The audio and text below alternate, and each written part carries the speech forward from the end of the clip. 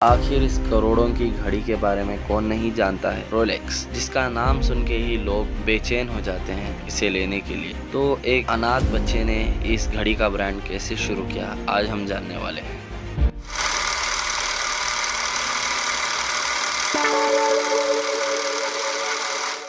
Rolex brand की शुरुआत साल 1905 में हुई थी, जिसे हैंस विल्सडॉर्फ और एल्फ्रेड डेविस ने की थी। शुरू में रोलेक्स ब्रांड की शुरुआत इंग्लैंड में हुई थी, फिर उसे जाकर स्विट्जरलैंड में शिफ्ट किया गया। हैंस के पास आइडिया था और डेविस के पास पैसे थे। हैरानी की बात तो यह है कि हैंस एक जर्मन के अनाथ बच्चे थे और उन्हें इंग्लिश नहीं आती थी, और इतना ही नहीं, हैंस को स्विस भाषा भी नहीं आती थी और वॉच मैकेनिक का काम उनका पेट भी नहीं पाल रहा था। हैंस बिल्डॉफ बवारिया में पैदा हुए थे 1881 को। हैंस के पेरेंट्स उनके 3 बच्चों को लेकर एक परफेक्ट मिडिल क्लास फैमिली जी रहे, और उनके ग्रैंड पेरेंट्स बहुत रिच थे और उनके माँ बाप एक लोहे की दुकान चलाते थे क्लुम्बैच में। हैंस का बचपन तो अच्छा गया, लेकिन जब वो 12 साल के हुए उन्हें दो शौक लगे, अपने एक के बाद एक माँ बाप मरने के बाद। हैंस और उनके भाई बहन अब अनाथ हो चुके थे।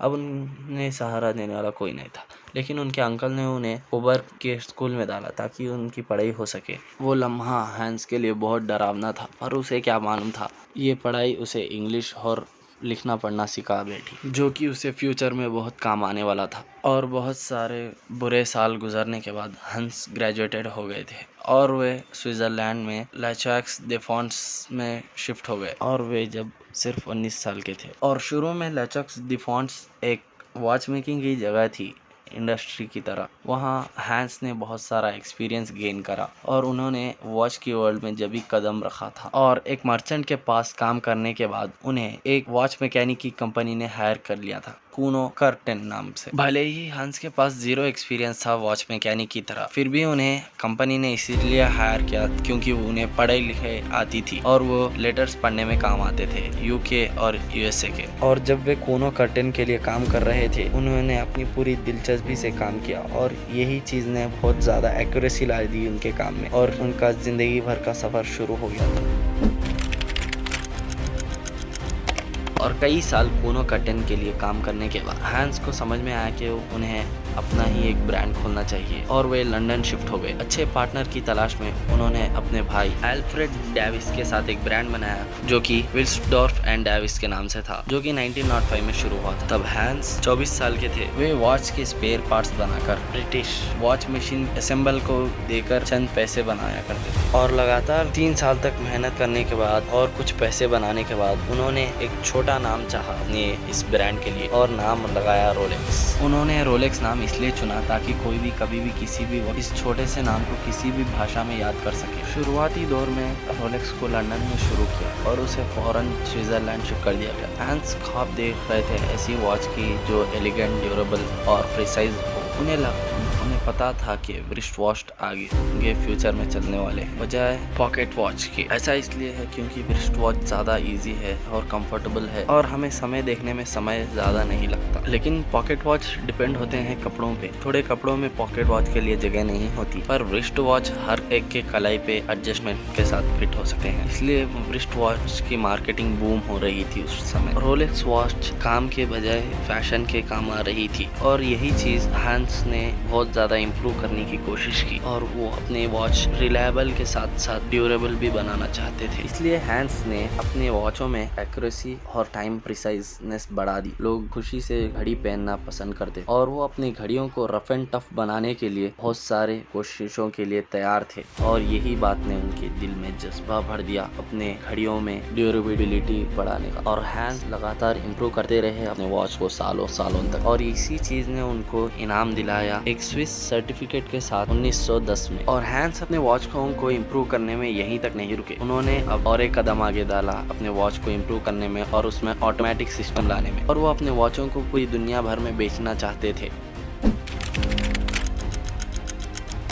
अपने इस काम को अंजाम देने के लिए हैंस के पास एक अच्छा सा एडवर्टाइजर था जो कि उनके काम को आसान करने वाला था। और हैंस के नए वॉच के लॉन्चिंग पर ही उन्होंने एक आइडिया लिया कि हर फेमस एथलीट स्पोर्ट्समैन के साथ वो कोलैब करेंगे और उन्हें अपनी वॉच पहनाएंगे। और साल 1926 में उस समय के मशहूर स्विमर मर्सिडीज ग्लिट्जी, जिनके नाम से बहुत सारे स्विमिंग रिकॉर्ड्स बने हुए थे, उनके हाथ में हैंस ने रोलेक्स की घड़ी पहना दी जो कि एक बेसिक ऑयस्टर वॉच थी, वो भी डस्ट प्रूफ और वाटर प्रूफ के नाम से। हालांकि उन्होंने रिवर तो पार नहीं किया, लेकिन 10 घंटे लगातार स्विमिंग करने के बाद जब लोगों ने उन्हें बाहर निकाला तो उनके हाथ में रोलेक्स की ऑयस्टर वॉच देखने के बाद उनकी ब्रांड डीलिंग आसमानों में पहुंच गई। और इसके साथ ही ये एडवर्टाइजमेंट न्यूज़पेपरों में छपना शुरू हो गई। और इसके साथ ही रोलेक्स ने अपना एडवर्टाइजमेंट किया, वो भी एक ग्लास चैम्बर में अपनी वॉच को डालकर और वैक्यूम चैम्बरों में फिट करके उन्होंने अपनी मजबूती का दावा किया। और इसके बाद ऑयस्टर वॉच की सेल्स तिगुनी हो गई। इसके बाद हैंस ने इस वॉच को एक पायलट के हाथ में पहना दिया साल 1993 में, जो कि माउंट एवरेस्ट चढ़ चुके थे। और इस मिशन के बाद हैंस रुके नहीं,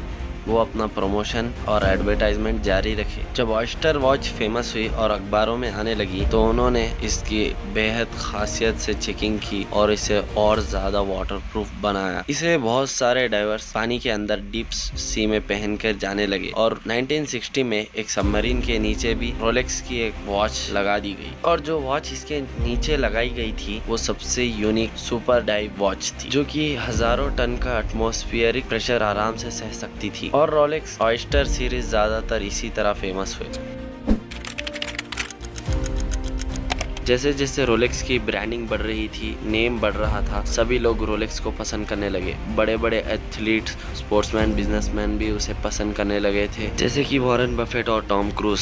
आप शायद जानते नहीं होंगे, आजकल के जमाने में रोलेक्स एक स्टेटस सिंबल बन चुका है, पर अर्ली 90s में रोलेक्स बस एक फंक्शनल टूल की तरह इस्तेमाल किया जाता था, ना कि एक एक्सेसरी या स्टेटस सिंबल की तरह। बाद में जैसे जैसे वक्त बीतता गया, रोलेक्स एक स्टेटस और लग्जरी का सिंबल बन गई। शुरू में 1957 में जहां एक स्टेनलेस स्टील की रोलेक्स $180 में आती थी, वहीं आजकल के $1500, लेकिन आजकल के हिसाब से वो $10,000 के भी पार है। ऐसा इसलिए है क्योंकि उसने अपना नाम बिल्ड किया। शुरुआती दौर में जब प्लेन से जाना बहुत मुश्किल था, रोलेक्स ने अपना ब्रांड मार्केटिंग करने के लिए बहुत सारा पैसा एयरपोर्टों में घड़ियों की तरह लगाने पे इन्वेस्ट किया और बहुत सी जगह अपनी घड़ियों का एडवर्टाइजमेंट किया ताकि उनकी ब्रांड वैल्यू बढ़ सके। बस इतना ही नहीं, रोलेक्स ने अपनी 30 to 40% इनकम बस एडवर्टाइजिंग में ही कर दी और बहुत सारे नए लॉन्चेस अपडेट्स करता रहा। तो यही थी कहानी रोलेक्स की, कैसे उसने एक ऑर्फन होने के बाद भी, अनाथ बच्चा होने के बाद भी अपने अरबों डॉलर का बिजनेस खड़ा कर बैठा। और साल 1960 में जब उसकी मौत हो गई तो उसका ओनर कंपनी को बना दिया गया।